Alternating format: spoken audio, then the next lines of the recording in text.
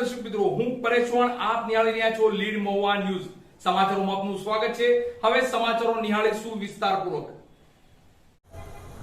મહુવાની Gujarat society ખાતે આવેલ શ્રી સિદ્ધિ વિનાયક મંદિર ખાતે અંગારકી ચતુર્થીને લઈ વિશેષ ધાર્મિક કાર્યક્રમો યોજાયા હતા. તો વિશેષ દિવસ હોય, પૂજન અર્ચન અને દર્શનાર્થે ભક્તોની ભીડ ઉમટી હતી. મહુવા શહેરની ગુજરાત સોસાયટી ખાતે આવેલ શ્રી સિદ્ધિ વિનાયક મંદિર ખાતે વિવિધ ધાર્મિક કાર્યક્રમોની સાથે અંગારકી ચતુર્થીની ભાવભેર ઉજવણી કરવામાં આવી હતી. રિદ્ધિ સિદ્ધિના સ્વામી અને વિઘ્નને નાશ કરનાર એવા ગણેશજીને પ્રિય એવી અંગારકી ચતુર્થી આ વર્ષે ફક્ત એક જ વખત હોય તેનું વિશેષ મહત્વ હતું. મંગળવાર અને ચતુર્થીની તિથિ હોવાથી તેને અંગારકી ચોથ કહેવામાં આવે છે. મંગળવારે આવતી ચોથને સંકષ્ટી ચોથ પણ કહેવામાં આવે છે. અંગારકી ચોથનું ગણેશ ભક્તો માટે વિશેષ મહાત્મ્ય ધરાવે છે. આ દિવસે દુધાળા દેવનું વિશેષ પૂજન અર્ચન કરી તેને લાડુનો ભોગ ધરાવવામાં આવે છે. આજે મહુવા શહેરના ગુજરાત સોસાયટી ખાતે આવેલ શ્રી સિદ્ધિ વિનાયક મંદિર ખાતે સાંજના સમયે વિશેષ ધાર્મિક કાર્યક્રમો યોજાયા હતા, જેમાં રિદ્ધિ સિદ્ધિ સહિત ગણેશજીનું પૂજન કરવામાં આવ્યું હતું. તો ગણેશ ભક્તોએ ગણેશજીને પ્રિય એવું લાલ જાસૂદ ગણેશજીના મસ્તક અને ચરણોમાં અર્પણ કર્યું હતું. અને ભારતીય સંસ્કૃતિ અને ધર્મ પ્રમાણે અંગારકી ચતુર્થીનું વ્રત કરવાથી 21 ચોથનું વ્રત કર્યું હોય તેવું ફળ પ્રાપ્ત થાય છે. આથી ગણેશ ભક્તોએ 21 ચોથનું ફળ પ્રાપ્ત કરવા હેતુસર અંગારકી ચતુર્થીનું વ્રત કર્યું હતું. કથાકાર શ્રી તરુણ મહેતા અંગારકી ચતુર્થીનું મહત્વ સમજાવતા શું કહે છે તે પણ જાણીએ. નમસ્કાર, હું તરુણ મહેતા. આજે આપણે અંગારકી ચતુર્થી વિશે થોડી વાત કરીશ. અંગારકી ચતુર્થી એટલે મંગળવારે આવતી વદ ચોથ. ગણેશ પુરાણમાં અને ગણેશને લગતા ગાણપત્ય સંપ્રદાયમાં ગણપતિનું વિશેષ મહત્ત્વ આ દિવસે પૂજનનું અને પૂજન અર્ચન જાપનું છે.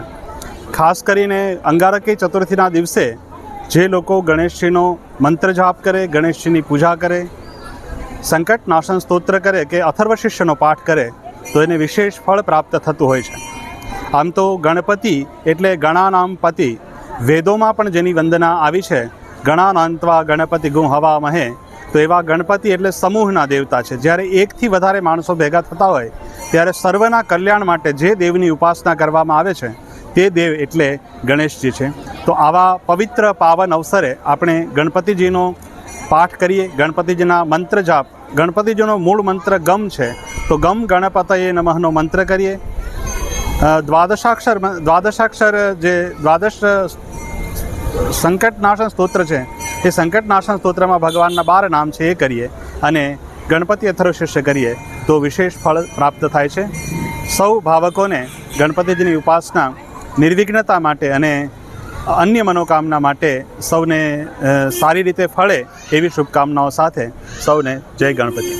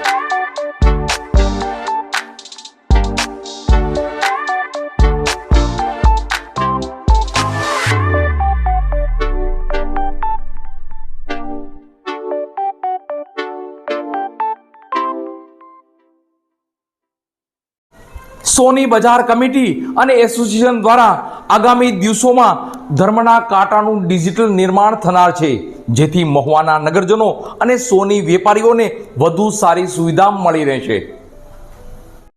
મહુવાની જાહેર જનતા માટે ખુશીના અને સારા સમાચાર છે. સૌથી કિંમતી વસ્તુઓમાં જો હોય તો એ છે સોનું અને ચાંદી. એનું સચોટ વજન ઓછું કે વધુ માપવું હોય તો ધર્મના કાંટે તોડવું પડે. મહુવામાં સોની બજાર સ્થિત છેલ્લા 30 વર્ષથી ધર્મનો કાંટો જર્જરિત હાલતે થવા જઈ રહ્યો હતો. તેવા સમયે નવા લોકચાહનાથી ચૂંટાયેલા નવા શરાબ સોની એસોસિએશનના પ્રમુખ શ્રી ચેતનભાઈ સાગર આપા એ ધર્મના કાંટાને નવનિર્માણથી ડિજિટલ યુગ પ્રમાણે નવા રંગરૂપ સાથે મહુવાની જનતાને કેવી રીતે લાભ મળે એ દિશામાં આગળ આવીને ધર્મના કાંટાનું નવનિર્માણનું કામ પૂરા જોશમાં ઉપાડ્યું છે. અને સાથે સાથે મહુવાની તમામ બેંકોના મેનેજમેન્ટ વાળાને અને જાહેર જનતાને અનુરોધ પણ કર્યો છે કે લોકો વધુમાં વધુ કેવી રીતે ધર્મના કાંટાની ચિઠ્ઠી મેળવી શકે.